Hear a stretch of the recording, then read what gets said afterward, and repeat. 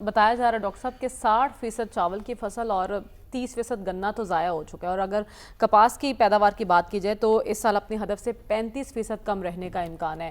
اس کے ایفیکٹس کیا ہوں گے اور ہمیں کس طرح اس چیلنج سے نمٹنا ہے؟ پاکستان میں ایگریکلچر تو ویسے ہی زوال پذیر ہے، جو ہماری گورنمنٹ کی پالیسیز تھیں اس کی وجہ سے۔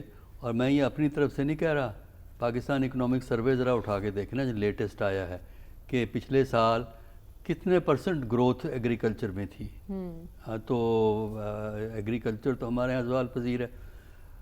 گندم ہم نے امپورٹ کی ہے، ہم ایگریکلچر ہیں، کنٹری ہیں۔ اچھا، کاٹن ہم نے امپورٹ کی ہے باہر سے، ہم ایگریکلچر کنٹری ہیں، کاٹن ہماری سب سے بڑی کراپ ہے، لیکن پھر بھی ہم وہ کرتے ہیں۔ تو اب اس کے بعد اوپر سے یہ فلڈ آ گیا ہے، تو اس سے جو ایگریکلچر جو پاکستان کے لیے بہت بڑی اسٹرینتھ ہوا کرتا تھا کبھی کسی زمانے میں، وہ تو بالکل ہی تباہ و برباد ہو گیا ہے نا۔ اور اس میں سب سے بڑا جو مسئلہ بنتا ہے کہ کاشتکار جو چھوٹا کاشتکار ہے اس کے پاس اتنا پیسہ نہیں ہے کہ وہ جو کھاد اور بیج اور اس قسم کی چیزیں جو انپٹس ہوتے ہیں ایگریکلچر وہ خریدے اور ڈالے جب نئی فصل کو بونے کا وقت آئے گا، جب بونے کا وقت آئے گا۔ تو اب اکتوبر نومبر میں بونے کا وقت آتا ہے، پھر آگے جا کے مارچ کے کٹائی، اپریل میں کٹائی کے بعد بونے کا وقت آتا ہے۔ تو اب جب بونے کا وقت آئے گا اس کے پاس کوئی کیپیسٹی نہیں ہوگی کہ وہ ان ریکوائرمنٹ کو پوری کر سکے اگر اس کی زمین پانی سے فارغ ہو گئی ہے۔ یہ بھی ایک سب سے بڑا جو ہے وہ مسئلہ ہے۔ تو ہم نے دیکھا ہے کہ اس قسم کے فلڈ میں جو انیشل وقت تو گورنمنٹ کا اور جو ادارے تھے جنہوں نے رضاکارانہ طور پہ کام کیا، اچھا کام کیا، ریسکیو ریلیف تو اچھا ہو گیا ہے بڑی حد تک۔ ڈاکٹر صاحب، کسان جس کی کمر ٹوٹ گئی ہے اس کے لیے اب گورنمنٹ کو کیا کرنا چاہیے؟ گورنمنٹ کو دیکھیں نا، گورنمنٹ کو تو صرف کسان کا رونا نہیں ہے، پورا ایگریکلچر تباہ ہو گیا ہے۔ اب یہ اس پہ کیوں نہیں گورنمنٹ غور کرتی کہ آپ کے ایگریکلچر کو ہوا کیا ہے، کہ آپ ایگریکلچر کی جو پروڈکٹس ہیں، گندم کو آپ نے کس طرح ڈیل کیا ہے؟ گندم کی جب فصل کٹی ہے مارچ اپریل کے اندر، اس کے بعد آپ نے گندم خریدنے سے انکار کر دیا۔ اس کا کیا نقصان ہوا؟ جو غریب جو کسان ہے وہ مارا گیا، اس نے سستی گندم بیچی، خرچ ہوا اس کا زیادہ پیدا کرنے میں، جو اس کو وصول ہوا وہ کم ہوا۔ جن لوگوں نے گندم کو سٹور کر لیا، کیپیسٹی تھی یا فائنینشلی وہ سٹرونگ تھے کہ فوری طور پہ پیسے کی ضرورت نہیں تھی، عام کسان کو تو فوری طور پہ پیسے کی ضرورت ہوتی ہے، اس نے قرضے واپس کرنے ہوتے ہیں، ان کا تو فائدہ ہو گیا کہ انہوں نے سٹور کر لی گندم، لیکن عام آدمی کو، عام کسان کو آپ نے نقصان پہنچا دیا۔ اب وہ مزید فلڈ سے نقصان ہے، تو اس میں اب یہ ہے کہ حکومت کو چاہیے کہ جو انپٹس ہیں ایگریکلچر کی، سب سے پہلے تو یہ کوشش کرے کہ وہ پانی وہاں سے کلیئر کرنے میں مدد کرے تاکہ زمین ریکلیم ہو سکے فصل کے لیے۔ پھر فصل کی جو انپٹس ہوں گی آپ کو، وہ اس میں رعایت دینے کی ضرورت ہے۔ وجہ یہ ہے کہ جو آپ کے ہاں کھاد استعمال ہوتی ہے، جب کھاد ڈالنے کا سیزن آتا ہے کھاد شارٹ ہو جاتی ہے۔ پچھلے سال آپ دیکھ لیں، اخبارات اٹھائیں پچھلے سال کے دسمبر جنوری کے، آپ کو پتہ لگ جائے گا کہ کھاد کی شارٹیج کی پرابلم ہے۔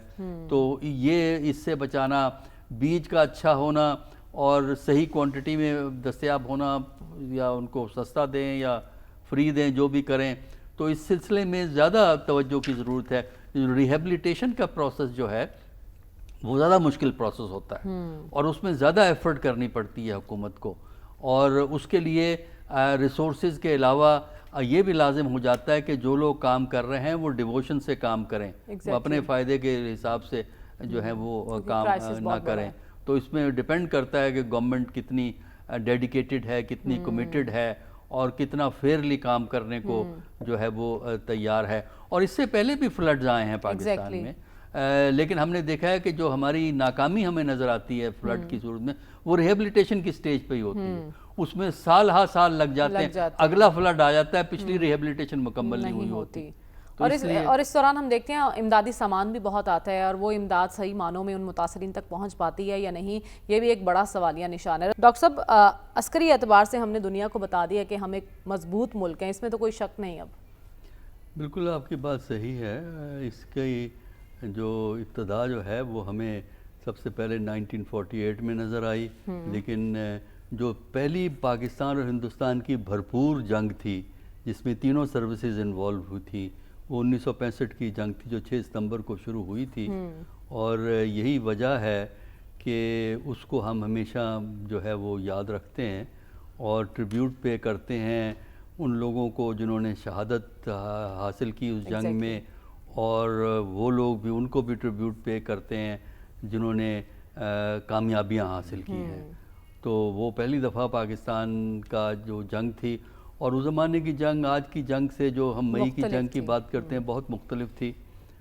مئی میں بھی پاکستان نے جو ہے بہت اعلیٰ طریقے سے پرفارم کیا, ماڈرن ٹیکنالوجی, نالج اور ٹیکنالوجی کو استعمال کیا. 1965 کی جو جنگ تھی تو اس وقت جہاز جا کے ایک دوسرے پہ بم پھینکتے تھے, اور لوگ دیکھتے تھے کس طرح جہاز, ہندوستان کا جہاز ہے آیا ہے پاکستانی علاقے میں, سائرن بجتے تھے, اور اس کے بعد پاکستان کا جہاز ان کے پیچھے جا رہا ہوتا تھا.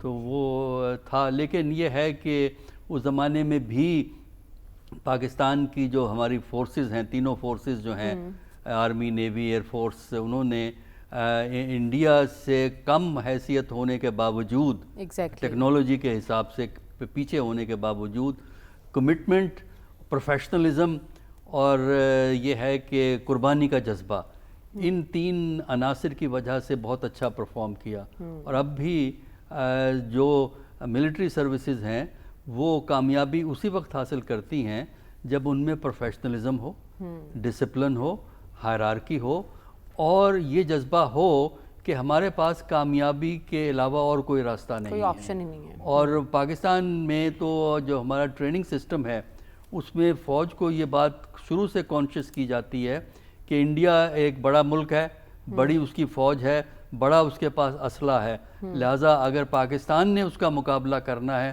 تو وہ کیا ہے, نالج ہے, ٹیکنالوجی ہے, پروفیشنلزم ہے, کیپیبلٹیز ہیں, اور سیکریفائس کا جذبہ. اس پہ ہمارا ایمفسس ہمیں. آج ہمارے ایئر چیف کا سٹیٹمنٹ بڑا زبردست ہے, انہوں نے کہا کہ اب 06 نہیں ہوگا, ہاں 060 ہوگا. بالکل صحیح. دیکھیں نا, یہ آپ اس مئی کی جنگ کو دیکھیں نا, مئی کی جنگ میں جو آپ نے جو دیکھا ہے وہ ہے نالج اور ٹیکنالوجی کا, اور آج کے زمانے میں نالج اور ٹیکنالوجی ہی کامیابی کی جو ہے وہ ضمانت ہے. اور اس طرف پاکستان نے جہاں ایک طرف نیوکلیئر, دیکھیں نا نیوکلیئر ویپن جو پاکستان نے حاصل کیا وہ بھی ٹیکنالوجی ہے, بہت اعلیٰ قسم کی ٹیکنالوجی ہے, تو وہ بھی کیپیبلٹی دیتا ہے. اور جو مئی میں جو آپ نے کیپیبلٹی ڈیمنسٹریٹ کی ہے وہ بھی پاکستان میں کامیابی کی ضمانت ہے. دشمن کو دھول چھٹائی ہے وہ ہمیشہ یاد رکھے گا